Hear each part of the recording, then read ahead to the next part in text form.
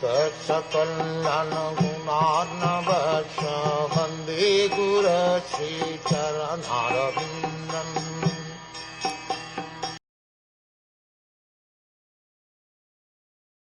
As the chariot of air carries an aroma from its source and immediately catches the sense of smell, similarly, one who constantly engages in devotional service, in Krishna consciousness, can catch the Supreme Soul, who is equally present everywhere.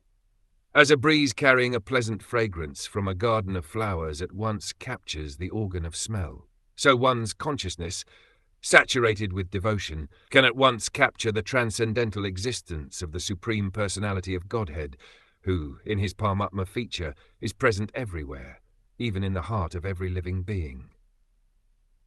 It is stated in Bhagavad Gita that the Supreme Personality of Godhead is Kshetrajanya, present within this body, but he is also simultaneously present in every other body.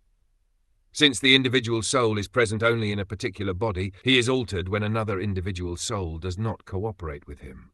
The Supersoul, however, is equally present everywhere. Individual souls may disagree, but the Supersoul, being equally present in every body, is called unchanging or avikari.